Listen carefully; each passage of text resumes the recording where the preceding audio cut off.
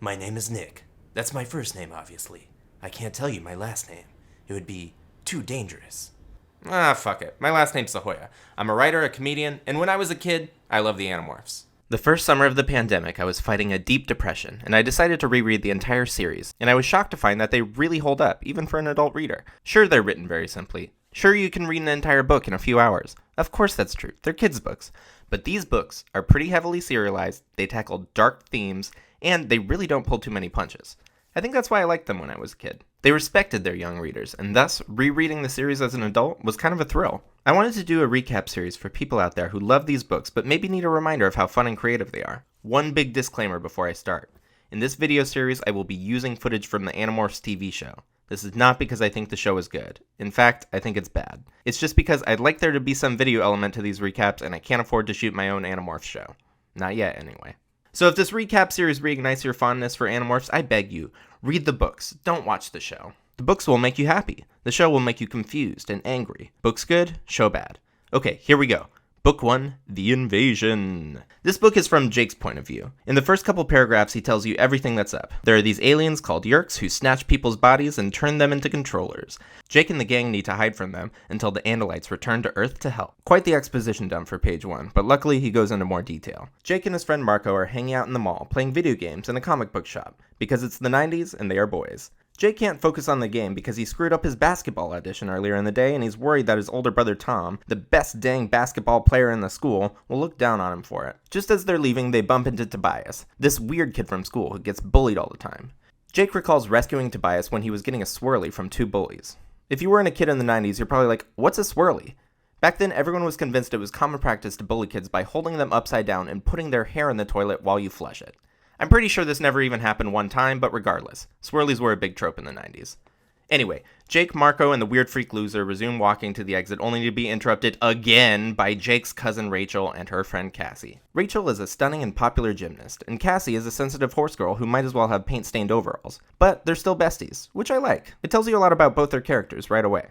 Jake narrates that he has some ooh-woo feelings about Cassie, and they all decide to go home together taking the shortcut through the abandoned construction site. And these are original 5 Animorphs. Sure, we might see some additions and substitutions as the series continues, but these 5 were there at the start. Halfway through the construction site, Tobias is all like, guys, what the fuck is that? And Cassie's like, it's a flying saucer! And then Jake mansplains that it's not actually a flying saucer because it's shaped more like a scorpion. This truly wild-looking alien comes stumbling out.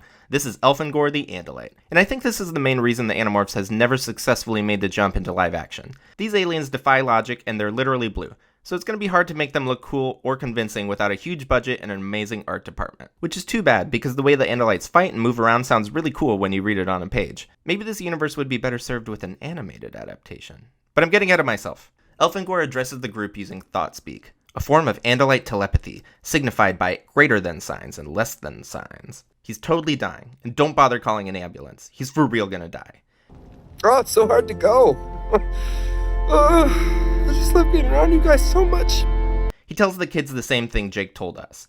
The Yeerks are little parasitic slugs who crawl into the bodies of other living beings in order to do things that slugs couldn't otherwise do, like wear a necktie, or ride a jet ski, or conquer several civilizations, which the Yeerks have done already, and Earth is next on their list. The Andalites are the main resistance against the Yeerks, and Elfangor has signaled back to his people that Earth needs them, but it will take at least a year for backup to arrive, and the Yeerks can take over the whole planet in that amount of time. Unless these 5 meddling kids can stop them.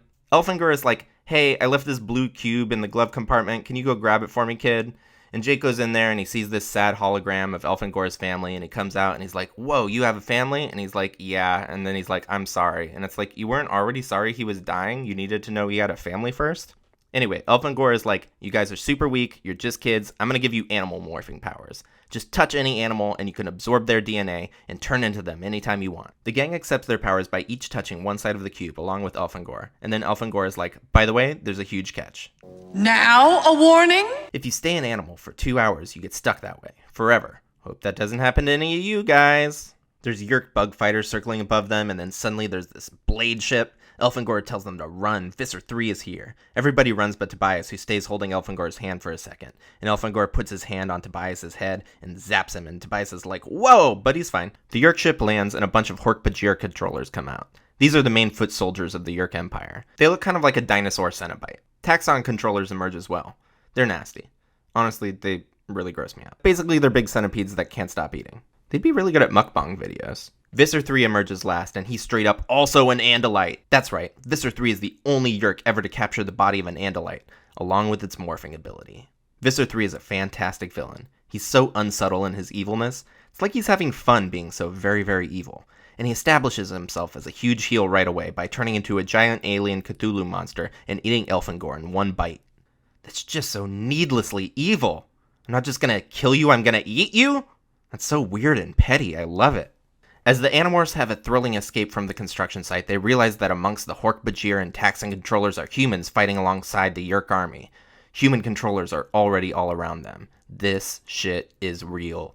Everyone gets out safe, and the next morning, Tobias comes over to Jake's house, and he's like, look at me, I can turn into a kitty. And Jake's like, pshaw, no way. And Tobias is like, for real, watch me. And he does. And Jake's like, okay, I guess this is real. They play with the string for a while, and then they remember they have to save the world, so Jake should probably go turn into his dog, Homer. Jake starts by acquiring his dog. This is what the Animorphs call it when they absorb a creature's DNA. Jake touches the dog on the head and focuses on him, which puts the dog into a brief trance. Jake morphs for the first time, which is usually described as a very gross process. But then eventually he's just a cute little doggy, and he runs around the room being a dog for a while. This is actually one of the fun parts of the series. When the Animorphs become an animal, they can't totally suppress the animal's instincts. The way Catherine Applegate writes from the perspective of a character under the control of these instincts is very effective, often funny, and sometimes scary. In this case, it causes Jake to bark at the real Homer, who's running around outside. This brings Jake's previously mentioned brother to come looking. Tobias covers for Jake, but in dog form, Jake can tell there's something different about Tom. And also, he reminisces about a laugh he heard at the construction site. Later that day, Jake tells Tom that he didn't make the basketball team, and Tom shrugs it off like it's nothing. He even quit the team himself earlier that week. Very unlike Tom to not care about sports. Starting to think something weird is going on with this Tom guy. Okay, this foreshadowing is a little heavy-handed. I'm briefly reminded this is a kid's book. So Tom, who is acting super suspicious for some reason, introduces Jake, and us the reader, to the Sharing, a mysterious teen organization taking the town by storm. And it's totally not the reason Tom is acting weird. Why would you think that? The gang decides to meet up at Cassie's farm, which will become the main headquarters of the team. When Jake arrives, everyone is there except for Cassie. Rachel shows Jake a newspaper article that's covering up the whole UFO alien murder thing because the police lied to the press. The gang thinks this means the cops have been infiltrated by the Yeerks, but if it was me, I'd be like, the cops are lying to the press? Everything seems normal here. Then Cassie gallops up and is like, surprise, I was a pony the whole time. Cassie is the best at morphing and has already learned how to morph with clothes on. Apparently it helps if the clothes are tight, so they all wear skin-tight exercise gear under their clothes at all times. Which first of all, is gross. I hope they wash them every night. Second of all, 90s workout gear is actually the coolest uniforms for a ragtag superhero team. I'm into it. So suddenly this cop drives up to the farm and he's like, hey, I'm super creepy. Do you know anyone who was at the construction site last night? No? Well, do you want to come to the Sharing? I'm one of the chaperones there. We have so much fun. And the kids are like, wow, a party with cops. Sounds like a hoot. Then the cop just drives away. What a silly man. The gang is still debating whether or not they're actually going to try and fight the Yeerks, and ultimately, they want Jake to decide. This is the big theme of the book. Will they become the Animorphs, and will Jake step up and become the leader? Jake and Marco head home to play video games, and then Tom comes in and he plays with them for a second before being like, hey, the Sharing is super cool, and then he just leaves. Marco says what we've all been thinking, and he's like, dude, your brother is obviously a controller, and Jake's like, no way, bro, and then he and Marco have a little boy slap fight, but then Tobias shows up in his signature red-tailed hawk morph. To this day, every time I see a red-tailed hawk soaring on the thermals, I think of my buddy Tobias, and all the traumatizing adventures we went through together in my youth. Tobias has been flying around trying to find a Yeerk pool, a place where Yeerks have to go every 3 days to swim around and get nutrients or they'll die. Tobias knows this because back at the construction site, Elfangor zapped a bunch of space facts into his brain, which is apparently something Andalites can do. So now he's determined to find the Yeerk pool and blow it up. Marco, the only person capable of figuring anything out, says maybe the Sharing is a Yeerk organization, and Jake decides they should all go to a meeting and see what they can learn. The Sharing meeting is a bonfire party at the beach. Everybody splits up, and Jake goes to sit with Tom, who tells him the Sharing is so cool, and in time, maybe you can become a full member, which clearly means we're going to put a slug in your head. Then there's this really cool moment where Tom's face starts to twitch as if Tom is resisting the Yeerk from within and trying to warn Jake that this is a trap. Spooky stuff. This is what shakes Jake out of his denial. He now believes Tom is one of them, so he and the group decide to spy on the meeting with Jake and his dog morph. He sneaks past the guards like a good boy and discovers that one of the lead controllers is none other than Assistant Principal Chapman. Yeah, it's kind of funny that they write the reveal this way, because we've never heard of this character before, but it does successfully elevate the stakes. There's a middle manager for the Yeerk invasion working at the Animorphs school. And just to speak on Chapman for a second, he's such a funny character to me. The way they write him makes him seem like such an obsequious weasel. I also love that the Yeerks couldn't even get the school principal. They had to settle for this slimy assistant principal, because he's just that much of a weasel. Tom speaks to Chapman and reveals that he suspects Jake might have been at the construction site that night, so they either need to put a Yeerk in his brain or kill him. Yes, kill him. This is a kid's book. Cassie and Rachel walk up to the full member meeting, but they're shooed away by that same creepy cop from earlier, which is kind of dumb. Like, why did you send in Jake as a dog if you're just gonna walk up in human form and reveal your faces? Don't be suspicious, don't be suspicious, don't be suspicious, don't be suspicious. They leave the sharing meeting and the new plan is to spy on Assistant Principal Chapman. That's right, Jake's gonna turn into a green anole, the same lizard from the cover of the book. Jake climbs into his locker and morphs into this cute tiny little fella. Applegate has a lot of fun writing from the lizard's perspective. The green anole's instincts make Jake super panicky, and the grandiose way she describes everyday household objects gives the scene a great sense of scale. There's even a moment where Jake gets his tail caught under someone's shoe, and it detaches, because every Animorphs book is also a biology lesson. Jake's plan is to follow Chapman into his office and listen to his phone conversations for hours on end until he maybe possibly reveals the location of the Yeerk pool. But instead, Chapman walks into a broom closet, twists a little pipe, and opens a secret passage to the Yeerk pool right there in the school. Well, that was a freebie. The gang reconvenes at the mall and decides to sneak into the Yeerk pool. Also, Marco unintentionally names the group. But before they can attack, they need to get some battle morphs. So they all go to the gardens, a nearby amusement park / zoo, where Cassie's mom works as a doctor. Cassie uses her knowledge of the zoo to sneak them into the back area, and Marco is able to acquire a gorilla named Big Jim. Then this old man security guard shows up, and he chases Jake and Marco. They have to steal a golf cart to get away. It's fun, it's teen antics, I love it. As they're escaping, Jake and Marco stumble into a tiger habitat.